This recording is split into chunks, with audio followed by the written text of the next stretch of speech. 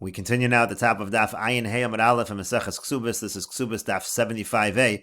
The Gemara asked, what is the reason of Rabbi Yehuda? Rabbi Yehuda says that if you have a neder that was made berabim, if it was made in public, so then there's no hafara, there's no annulment of that vow. And to that the Gemara says the source is a pasuk in Sefer Yoshua. The pasuk says, "V'lo hikum b'nei Yisrael ki nishbu lahem nesiyei ha'eda." It says the b'nei Yisrael did not attack them because there was an oath that was made by the nesiyei ha'eda. Rashi over here says, "V'lo hikum b'nei Yisrael b'givonim ksiv." This is talking about the nation of the Givonim. And since there was this oath, again, that was not annulled, it was made in public. That's the source of this idea that when the oath is made in public, it cannot be annulled. And the Gemara says Vikama, so how many people is considered Vikama Ravim? What's considered a Ravim? What's considered in public? Rav Nachman bar Yitzchak Amar, Rav Nachman bar Yitzchak says, Shlosha, it is talking about three people, and the way we know that is because by Zava it uses the word Ravim, and it means three, as it says Yomim Shnayim Ravim Shlosha. It says days means 2 days, Ravim means 3 days, so you see that Ravim means three, so too over here it means three people. And the Gemara continues, Rav Yitzchak Amar, Rav Yitzchak says, Asar, it's actually 10 people, Eda Ksivbahu, because it uses the word Eda. Again, it said, Ki nishbu lahem nisiyei ha'eda, and therefore an Eda is referring to 10 people. So Eda Ksivbahu, since it says Eda, that is what we're referring to when we talk about a neder that is made in public. And the Gemara continues, quotes the Mishnah from the previous Amud. Rabbi Meir Omer, Rabbi Meir says, Kol neder shetzarech chakiras chacham lo yachzer. Any neder that requires a chacham to annul it, that requires a bezdin to annul it, so in such a situation, that divorce is considered final. He's not allowed to remarry her. Rabbi Lazar Omer, Rabbi Lazar says, no, the other way around. Lo asru tzarech elam nesha eino tzarech. The only reason they forbid by a situation of tzarech was because of a situation of eino tzarech. If it didn't need a chakiras chacham, that's really the one of lo yachzer, and then they prohibited tzarech only because of that. And the Gemara says, "B'ma'ika miflagi." So what exactly is the nature of the machlokas between Rabbi Meir and Rabbi Lazar? And this we already mentioned on the previous Amud. And the Gemara explains, Rabbi Meir Savar, Rabbi Meir holds, Adam rotza shetizbaze ishto bebezdin. A person wants that his wife should go to bezdin and get the vow annulled, even though it's going to be degrading for her to go to bezdin. He would prefer that, and therefore that's why Rabbi Meir says if it's a neder that requires a chakiras chacham, so in such a situation he wants it that she's going to undo it, and that's why we say that the divorce is final, because he's going to say, had I known. This is again going to set up a situation where it's going to mess her up, because he's going to say, had I known that you were able to go to a chacham, I would have wanted you to go to the bezdin, therefore my divorce should be nothing. Meanwhile, she's already married a second husband. That would create a major problem, and that's why Rabbi Meir says in such a situation of a divorce, lo yachzer, he's not allowed to remarry her, and so he's not allowed to remarry her in such a case. It has to be final. That way we know 100% he can't go back and say later that he didn't really want to divorce her. And the Gemara explains Rabbi Lazar again in the other way. Rabbi Lazar Savar, Rabbi Lazar holds, Ein Adam Rotza shetisbaze ishto bebezdin. No, a person doesn't want his wife to go to bezdin and be embarrassed in bezdin, and therefore he can't say, oh, had I known that she could have annulled it in bezdin, I would have had her do that. He can't say that, because really a person in general is not going to want his wife to go to the bezdin. And the Gemara continues, Rava Amar, Rava says, now Rashi over here says we're going back to the contradiction. Rava Amar Hadakatani Eitzel Chacham Vihitira Eina Mekudeshes. There was a contradiction on the previous Amud. Let's say she goes to a Chacham and she undoes the neder. So he married her, and we're saying that the marriage is not good because she has nedarim upon her. But then what happens if she annuls? What happens if she goes to the Chacham and undoes those nedarim? So we had a contradiction over there. One said if she undoes it, so it's a good kiddushin, and the other one said Eina Mekudeshes. So we answered the contradiction by saying it depends whether you go like Rabbi Meir or whether you go like Rabbi Lazar, that a person wants or does not want his wife to be embarrassed by going to bezdin. And Rava now gives another answer. Rava says, Hacha bi'isha chashuva askinon. Here, the Braisa which says that when she goes to a chacham and undoes the nedarim, it's still not a kiddushin. That's talking about where he marries an important woman. The Amar, because in that case already he says, Lo nicholi de'itzar bekrovoseh. I don't want to be forbidden to her relatives. As Rashi over here explains, Rava Amar Hadakatani Eitzel Chacham V'Yitira Eina Mekudeshes. So the Braisa which says that when she goes to a Chacham and she undoes the nedarim, still it's not a kiddushin. That's Be'isha Chashuva Bas Gedolim. She comes from important lineage. Even according to the one who says that he has no problem with her going to bezdin and undoing the nedarim, but here that's not really a good option. Hach over here, Amar, he says, number one, I don't want a woman who has nedarim upon her, so that's number one. Now you'll say, so if that's the case, let's just undo it. No, v'get nami lo nichali l'meisvala. But a get also, he says, I don't want to give her a get. I don't want it to be a good marriage where I then give her a get, because I don't want to marry an isha nadranis, an isha who's accustomed to taking the darim. The itzar b'ima v'achosa, she comes from an important family. Now I'm going to be forbidden to her mother and her sister. A divorce is not going to help me. I'm never going to be able to marry into this important family. So v'lo nichali de lahavi kedushin. So therefore, what I would prefer is that it's not a kedushin at all. On the contrary, he says she's an isha nadranis. She's a woman who makes nadarim. I don't want to marry her. I don't want to divorce her either. I'd rather the marriage be totally undone. And that's why the Brisa says, in such a situation by an isha chashuva, we say even if she undoes the nadarim, it doesn't help at all, because she's still a woman who makes nadarim. He'd rather undo this entire marriage in the first place. And that's why we say eina mekudeshes, according to that Brisa. That is Rava's answer. But the Gemara says if you're able to answer this idea of Isha Chashuva, Ihachi, if so, Seifa de Katani. Let's look at the Seifa of that Brisa, which says as follows. It says, Aval hu shehalach etzel chacham v'hitiru. Let's say the husband goes to a chacham and undoes the nadarim. Etzel rof of ripo, so let's say he has a blemish, and he goes to a doctor and he gets healed. Mikudesha, so it says that is a good kedushin. So the Gemara says you should apply the same logic. Lisni eina mikudeshes, we should actually say it's not a good kedushin. V'leima hachabadam chashav askinan, and we should say the exact same thing. Here he's an important person, so she wants to undo the kedushin. The amra lo nichalid itzar b'krivei, because she says, I don't want to be forbidden to his relatives, I'd rather undo the kedushin. And to that the Gemara says a woman doesn't have that kind of thinking. Ihi, when it comes to her, b'chol du nichala, with any even small amount of a husband, so to speak, it's good enough. She doesn't care about marrying an important person. In general, women don't care about that. Kid Reish Lakish, like Reish Lakish says, the Yamar Reish Lakish, because Reish Lakish says, Tav lametav tandu, milamesav armalu, it's better to be like two bodies together, better to be married than to be a widow, meaning a woman would prefer to be married. It doesn't matter the stature of the husband. There's a similar statement that Abaya said. Abaya says, the shumshimona gavra kurse becharsa ramilo. Let's say you have a woman who she marries a husband and he's like an ant, he's like a small person, but still she wants to sit among the noble women. The very fact that she's married is something that she considers to be important. And the Gemara continues, Rav Papa Amar, the nafsa gavra tikre b'sifei bava v'teisiv. As Rashi over here says, nafsa menafe semer, even if a person's husband, even if a woman's husband, he just combs wool. V'yumnus ma'use, it's a disgusting kind of a craft, but still again, the same idea. Tikre b'sifei bava v'teisiv, eina bosha likroso al miftan habayis leishev shametzlo b'fnei hakol. She's not embarrassed to sit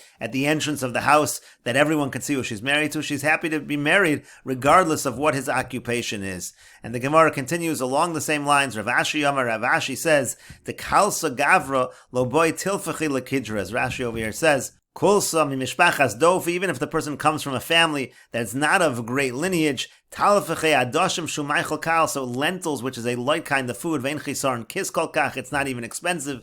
Eina shoela seimenu, as long as she's married, even if he's not from such an important family, she doesn't even ask for lentils in her soup. Ach yikra shmo aleha, rather she wants to be called by his name, she wants to be married to him regardless. And the Gemara concludes over here, Tana was taught, v'kulon mizanos v'tolos bevale, and all of these women, they'll commit adultery, and if they have a child, they'll say it came from their husbands. Rashi over here says, v'kulon mizanos v'tolos bevale, and kolelu shabale and shfolim, all of these women who have lowly husbands, umaros lemchiba, and they show that they love their husband, eino elo shemizanos tachtei, and really they're actually committing adultery, ukeshemisabros and tolos as a uber bebala, when they do get pregnant, they say it's coming from the husband, v'noach len ba'anoshim kol shein lefisha mizanos tachtei, and that's the reason why they don't mind that they're married to these husbands, because they commit adultery in any case. And the Gemara continues at the two dots. We said previously, Kol mumin shaposlan v'chulu, we said all blemishes that passel by a Kohen would also passel by a woman and would make it not a Kedushin.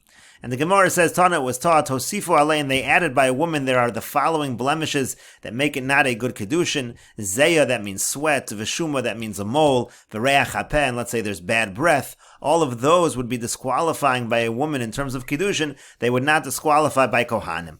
And the Gemara says, V'hani bekahani lo pasli, but is that really true by Kohanim? This would not disqualify. These three would not disqualify. V'atanan, but we learned in a Mishnah, Hazokein v'hachola v'hamezuham. Let's say you have an old Kohen, a sickly Kohen, or let's say mezuham, which means a filthy Kohen. Those are going to be disqualifications. Utanan, we also learned, Mumin elu bein kavuin bein overn psulin ba'adam. When it comes to these blemishes, whether these blemishes are permanent, whether they're things that are only temporary, they are puzzle. When it comes comes to people. So the assumption of the Gemara is mezuham, meaning filthy, is no different than zeya, it's not different than sweat, and therefore it seems to be that by Kohanim, it is a problem.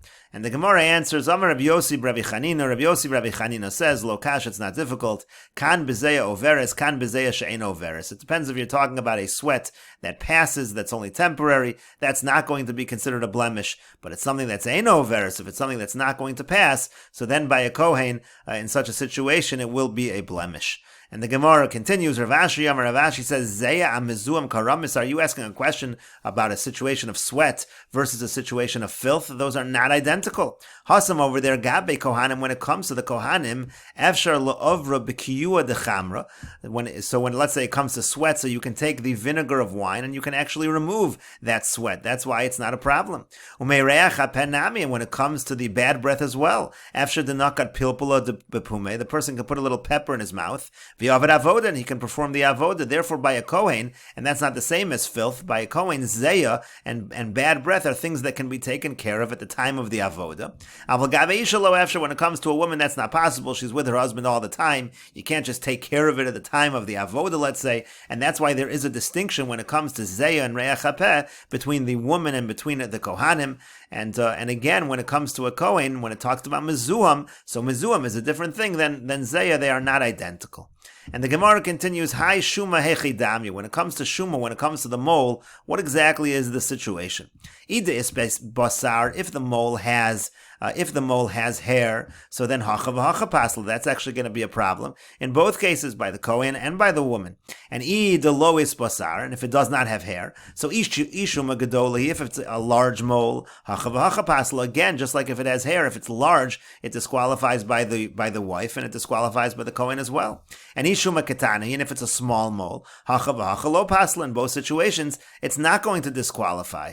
The Gemara continues, the Tanya, as we learned in a Brisa, Shuma sheyesh basar. Let's say you have a situation of a mole with hair, harei zemum, that's a blemish. Ein basar, if it doesn't have any hair, so then it depends if it's large or small. Gedola harei zemum, if it's large, it's a blemish. Ketana ein zemum, and if it's small, it's not a blemish. Veizui gedola, what's considered large? Pirish Rav Shimon ben Gamliel. Rav Shimon ben Gamliel said, Adki Isser Talki, it's like the Italian Isser, that's the size of a small coin. If it's larger than that, it's considered large. But in any case, there's no distinction when it comes to moles between a woman and between a Kohen in terms of whether it's considered a mum or not.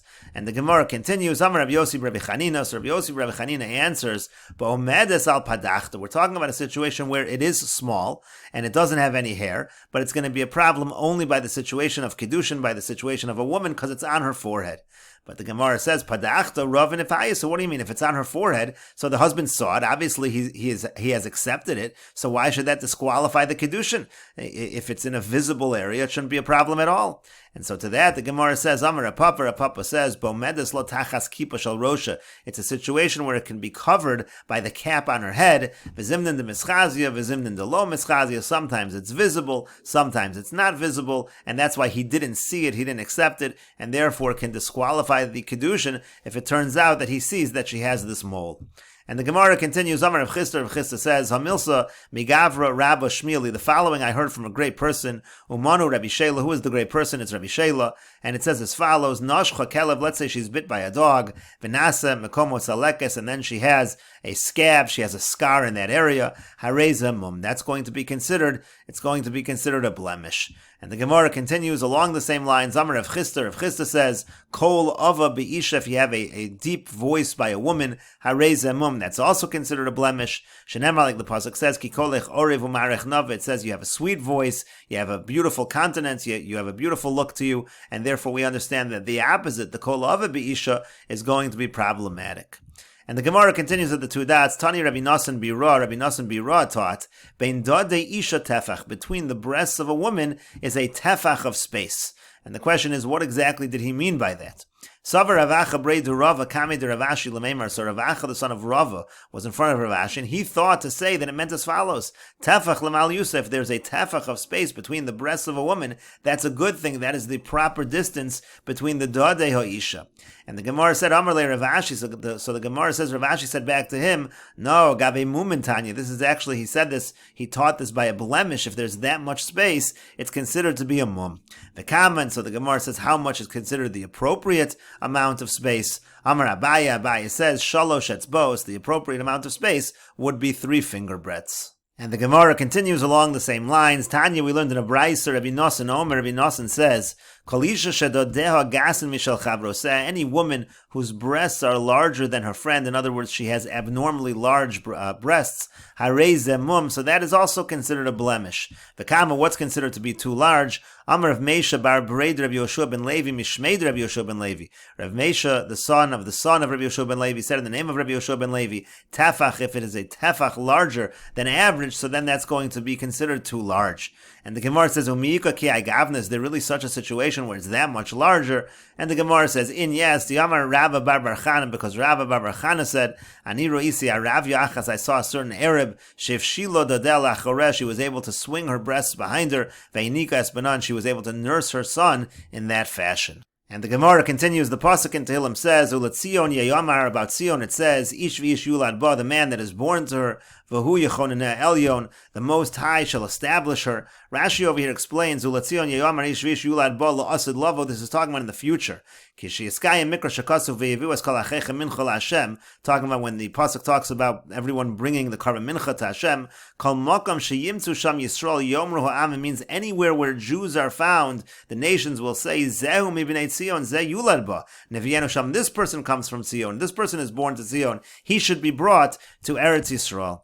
And so the Gemara continues, Amar Rav Meisha bar Bered Rabbi Yoshua ben Levi, again this is a drasha from Rav Meisha, the grandson of Rabbi Yoshua ben Levi, Echad hanolad ba v'echad hamitzape lirosa, we're darshaning the double language of ish v'ish, and it means to say it's not only talking about the one who is born there, but also the one who wants to see Eretz Yisrael, that one also will be brought to Zion, will be brought to Eretz Yisrael. And the Gemara continues, Amar Abaye says, V'chad minayu odif ketrei minon. One of those, meaning someone from Eretz Yisrael, even one of them is as great as 2 of us. That's how great it is to be from Eretz Yisrael. Amar Rav, and Rav said, V'chad minon kisolik lahasam. One from us who goes to Eretz Yisrael, odif ketrei minayu, is actually even greater, is as great as 2 people who are born in Eretz Yisrael. To Rabbi Yirmiyah, because when it came to Rabbi Yirmiyah, the Chiyav Hacha, when he was here, lo havayod my kami rabbanon, he didn't even know what the sages said. Kisalak lahasam, but when he went there to Eretz Yisrael, karilon bavloi tafshoy, he would refer to us as the Babylonians who don't know anything, and therefore you see how much greater he became by going to Eretz Yisrael. And the Gemara continues with the Mishnah, Hayu ba mumin, let's say it turns out that she does have blemishes, V'oda b'veisavia, if she's still in the house of her father, so ha'av tzarech l'havi raya, so then the father's the one that's going to need to bring the proof, shemisha nesar sahayu ba mumin halalu, that these mumin only appeared after the time of the betrothal, and therefore she is entitled to her ksuba. V'nestachvas adeyu, in his field, it just became washed away, it was his bad luck, and therefore she's still entitled to the ksuba. But the Mishnah continues, let's say she's already married, she's already in the possession of the husband, so then habal tzarech lavi raya, so then if the husband wants to get out of giving the ksuba, he needs to bring the proof, she'ad shalonisar sahayu ba mumin elu, that these blemishes appeared even before the time of the betrothal, v'haya mecho mekach tos, and he's claiming that his mekach, his purchase is a mekach tos, is a mistaken purchase, divrei Rabbi Meir. This is the opinion of Rabbi Meir. The Chachamim say, when is this true? It's true when you're talking about blemishes that are hidden. We'll take a look at Rashi over here. The father needs to bring evidence in let's say he wants to get the ksuba from the time of Erison, from this person who refuses to marry her, so it's upon the father, he has to bring the evidence. But if she's already in the rishus of the husband, nisus meaning she was already married, he wants to divorce her without the ksuba, al mumin shabbat, because of these mumin, so then habal tzarech lavi raya edim, then the husband is the one that needs to bring the evidence. V'kula mefarish beGemara, this will all be explained in the Gemara. B'med devar ma'amurim shabal yochon liton al hamumin, and the Chachamim say, when is this true, that the husband is able to make these claims regarding the mumin, and we'll continue with this discussion in the next video on Daf Ayin Hey Amud Beis.